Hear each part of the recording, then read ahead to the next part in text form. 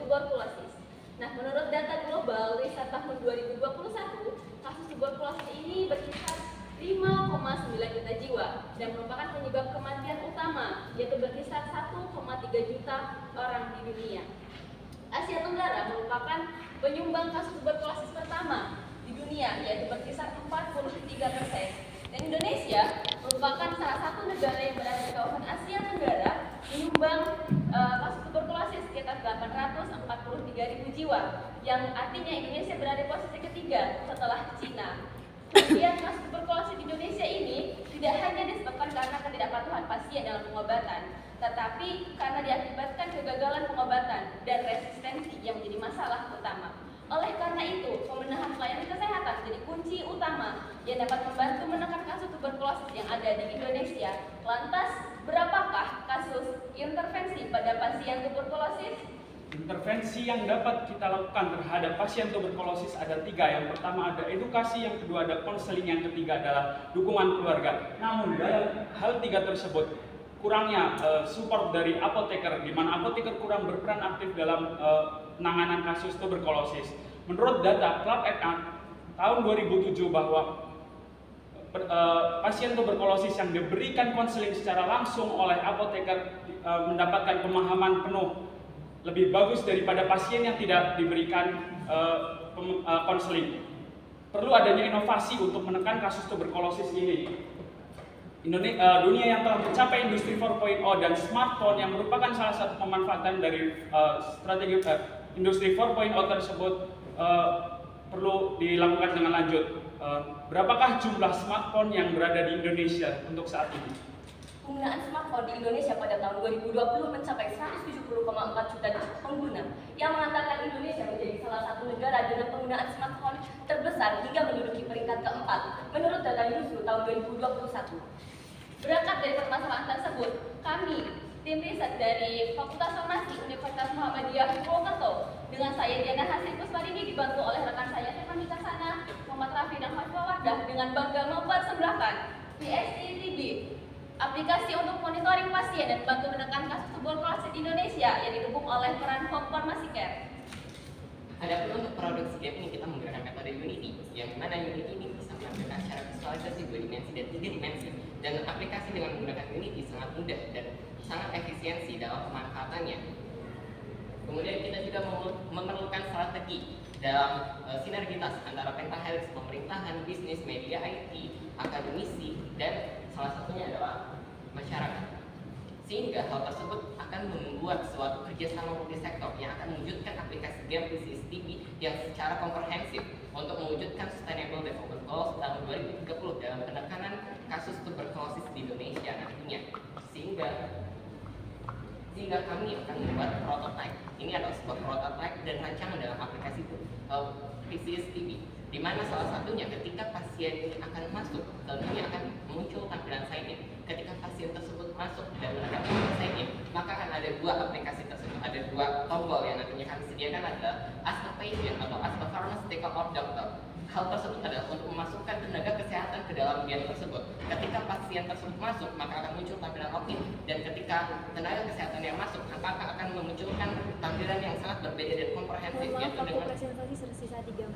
dengan adanya ED, IAI, dan ada WMF atau adanya FIP dengan secara internasional yang nantinya akan kita kembangkan secara sustainable, sehingga apoteker atau tenaga kesehatan akan masuk secara resmi dengan situs yang mereka punya, seperti itu.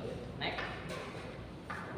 Dan ini adalah main room-nya atau main game-nya, di mana sini ada tampilan dan ada fitur check-in, game calendar, event, dan mail. Kemudian ada beberapa level untuk meningkatkan level mereka sehingga akan menjadi ketertarikan. Dan ketika mereka menekan peta dunia, maka akan tumbuh atau akan muncul seperti gambar sebelahnya, yaitu ada chat dan app. Jadi mereka bisa menambahkan pasien dan bisa berkomunikasi secara langsung antara pasien dan pasien, dokter dan farmasi, farmasi dengan pasien, farmasi dengan dokter, sehingga di sini akan membuat secara keberlangsungan bahwa game tidak hanya sebuah permainan semata, tapi game juga bisa menjadi aplikasi kesehatan. Dan ini adalah salah satu inovasi yang kita kembangkan. Kemudian next, dan tidak hanya itu, kami menampilkan juga beberapa story mode di dalam game tersebut dan beberapa achievement ketika mereka sudah melakukan permainan tersebut. Dan ada 3 hal yang kami kembangkan di sini yang menginovasikan untuk menambahkan edukasi secara tampilan visualisasi melalui game, yaitu ada pengecekan data atau Calgen check. Kemudian kita menampilkan bagaimana caranya pengobatan tuberkulosis untuk membersihkan paru-paru dari bakterium Mycobacterium tuberculosis, dan bagaimana kita bisa memberikan kepatuhan atau game kepatuhan yang nanti kita berikan juga dalam halaman aplikasi ini. Ini adalah salah satu game di mana kita bisa memberikan treatment atau pengobatan terhadap pembersihan paru-paru dengan menggunakan aplikasi. Ketika pemain menggunakan koi, maka di sini akan ada beberapa pilihan treatment. Misalnya kita memilih ada paracetamol, obat anti tuberkulosis. Ketika mereka salah dalam menekan, maka kita akan menunjukkan visualisasi di mana aplikasi ini dengan metode X-ray akan menunjukkan ketika mereka salah menekan obat tersebut, maka akan ada dampak dari X-ray tersebut. Kemudian ini adalah game check. Ini adalah sederhana sekali. Ketika mereka ini edukasi untuk mengetahui diagnosis awal dengan menggunakan reagen Zell-Nelson nantinya. Ketika mereka tahu kasus positifnya, berarti mereka bisa mengetahui bahwa bagaimana caranya pengecekan tuberkulosis di awal dengan menggunakan dahak seperti itu. Jadi ini adalah salah satu pemahaman yang bisa mereka dapatkan di dalam aplikasi. Ini adalah salah satu game kepatuhan. Jadi di sini ada beberapa kriteria question yang nantinya mereka jawab, dan ketika mereka salah dalam menunjukkan di tablet wheel ini, maka nanti pasien yang ada di sebelahnya akan memvisualisasikan seperti terjadi kegagalan terapi. Kemungkinan pasien tersebut akan mati atau terjadi kegagalan terapi seperti resistensi dan lain-lain yang akan ditampilkan oleh pasien di sebelahnya seperti itu. Next. Nah, di sini ada beberapa manfaat yang ditampilkan dari penggunaan game ini. Yang pertama dalam teknologi, yaitu pengembangan pelayanan kesehatan pada tuberkulosis dengan menggunakan aplikasi game. Tentunya dengan adanya presentasi ini, maka dapat meningkatkan pelayanan dan edukasi, meningkatkan pengetahuan masyarakat dalam penggunaan obat, kemudian meningkatkan kepatuhan dan meningkatkan monitoring dengan adanya aplikasi game. Indonesia sehat, Tuntaskan tuberkulosis. Terima kasih. Wassalamualaikum warahmatullahi wabarakatuh. Dewan juri.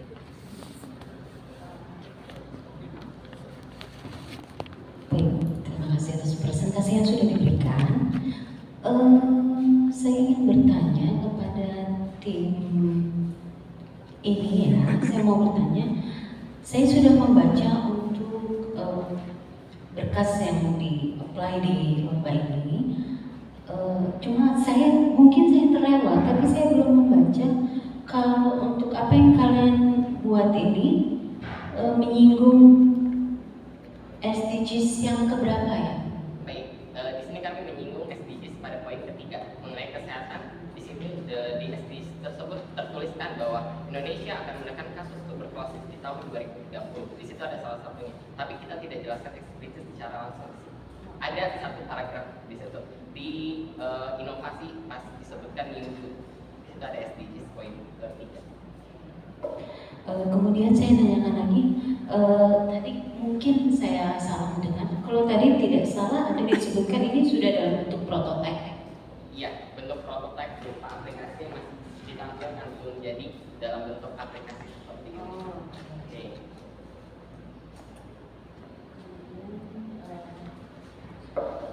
Saya mau menanyakan lagi karena mungkin saya terlewat lagi. Bagaimana untuk jadi di sini yang saya tangkap apoteker yang sama memonitor pasien yang sama gitu ya. Dan bagaimana kalau untuk apotekernya yang berbeda nih? Jadi misalkan kita tuh kadang mungkin ada sip-sipan atau apa. Nah bagaimana dengan apoteker yang berbeda? Belum tentu dia mengenal si pasien A ini gitu. Oke, baik. Terima kasih banyak karena terima kasih banyak atas pertanyaan ini. Jadi seperti ini, sistem ini yang nantinya akan kita kembangkan untuk dimasukkan ke dalam database dari Kementerian Kesehatan yang terafiliasi dengan IAI, kemudian terafiliasi dengan ID. Kemudian Kementerian Kesehatan memiliki database pasien yang sangat banyak, sehingga nanti ketika apoteker masuk ke dalam sebuah aplikasi ini, mereka akan ditemukan dengan berbagai model aplikasi yang berbeda. Jadi ada database tersendiri yang nantinya akan ditampilkan kepada apoteker tersebut, sehingga di sini tidak hanya seperti misalnya apoteker satu dengan apoteker yang lain berbeda, betul sekali berbeda. Namun di sini adalah seperti konsultasi, konseling. Konseling itu kita apoteker semua mengetahui, dokter apoteker itu mengetahui kasus kejadian apa yang terjadi di setiap pasien. Sehingga di sini kita bisa melakukan konseling secara game online. Jadi game tidak hanya sebagai aplikasi untuk bermain, tapi dia juga bisa untuk memonitoring pasien yang lain seperti itu. Jadi di sini sangat fleksibel. Jadi ilmu dari apoteker dengan pasien bisa diberikan secara menyeluruh. Ketika pasien chat, di sini kan tertulis bisa apoteker bisa secara online, aktif online. Nah, di situ pasien ingin mengeluhkan saya seperti ini. Tentunya apoteker yang bertugas atau misalnya online saat itu, mereka harus bisa menjawab pertanyaan dari pasien tersebut, keluhan yang terjadi pada pasien. Jadi aplikasi ini sangat fleksibel karena metode konseling apoteker saat ini itu kita harus datang ke apotek atau ke rumah sakit untuk melakukan konseling, sehingga di sini ada suatu kejanggalan atau ada sesuatu hal yang kurang dalam menekan kasus tuberkulosis, sehingga kita merancang aplikasi ini untuk meningkatkan antara apoteker dengan farmasi, apoteker dengan pasien, dokter dengan apoteker untuk membagikan cara pencegahan tuberkulosis ke masyarakat seperti itu. Satu lagi saya mau tanyakan, ini katanya terdapat fitur yang dapat berkomunikasi dengan pemain tenaga kesehatan dari berbagai belahan dunia. Berarti database ini database dunia. Jadi seperti ini. Itu ada kegiatan keberlanjutan yang saya bilang saat presentasi. Ketika kita bekerja, jadi rencana game ini akan berlanjut ke dunia. Mohon maaf, waktu menjawab pertanyaan tersisa 1 menit lagi. Bisa terafiliasi di dunia dengan ada FIP dan WMF. Dengan itu adalah salah satu organisasi internasional. FIP ada Pharmaceutical International Federation, dan itu ada salah satu bagaimana kita bisa berafiliasi di sana melewati Kementerian Kesehatan seperti itu. Jadi itu ada keberlanjutan di sana itu. Baik, terima kasih. Bagaimana kalian meyakinkan bahwa tidak ada informasi yang salah? Let's say bahwa kita kan tidak tahu, semua orang bisa mengakses hal seperti ini. Apakah itu apoteker, kalau dia pun iseng dan sebagainya, semua orang bisa mengakses, sehingga nanti takutnya ada kesalahan informasi yang diberikan gitu. Nah, bagaimana kalian meyakinkan itu? Itu yang pertama. Terus yang kedua, saya tadi setuju dengan Ibu, saya tidak melihat di sini terkait dengan keterkaitan dengan SDGs gitu. Tidak ada suatu statement yang jelas yang mengatakan bahwa yang kami lakukan ini ada kaitannya dengan pencapaian untuk SDGs poin apa. Mohon maaf Bapak, waktu sesi tanya jawab sudah selesai. Sudah jawab? Sesi tanya jawab. Bisa boleh? Jawab sih. Tidak. Baik. Jadi di sini kita menggunakan yang namanya sistem. Jadi ketika farmasi biar tidak atau apoteker seorang farmasi biar tidak salah itu farmasi atau bukan, itu dokter atau bukan, kita menggunakan username atau member card dari yang terafiliasi oleh IAI sama IBI. Jadi mereka orang-orang yang bisa login sebagai farmasi dan sebagai dokter tenaga kesehatan itu hanya bisa menggunakan member IBI-nya mereka atau member apoteker mereka. Dan itu seperti sistem informasi yang berada di sistem apotekernya. Mereka harus masuk menggunakan member card dan password yang sudah mereka lakukan seperti itu. Jadi tidak ada kesalahan. Jadi kalau misalnya pasien siapa saja bisa masuk. Tapi kalau tenaga kesehatan kita sudah memiliki sistem sendiri seperti itu. Dan itu yang nanti kita akan kerjasama dengan IBI, IAI dan tenaga kesehatan lainnya untuk dengan tim IT mereka seperti itu, sehingga mereka akan masuk menggunakan member card mereka. Jadi member card yang orisinil dari mereka sendiri seperti itu untuk yang terkait tidak ada kesalahgunaan kayak gitu. Itu yang pertama. Yang kedua, tentunya di sini kami secara eksplisit di situ memang tidak kami bahas secara mendalam, tapi ketika kami masukkan di situ di bagian pentahelix, di situ ada tulisan pentahelix, di situ kami memasukkan SDGs poin ketiga. Mungkin bisa dibahas di atas sebelum inovasi kami di bawah-bawahnya itu ada tertulis SDGs poin ketiga. Tapi kita tidak bahas sebelumnya karena kita di sini bereksplisit pesan tersirat bahwa aplikasi ini adalah untuk SDGs poin ketiga seperti itu. Mungkin seperti itu yang bisa kami jawab. Terima kasih banget. Indonesia bebas tuberkulosis. Indonesia sehat. Tuntaskan tuberkulosis.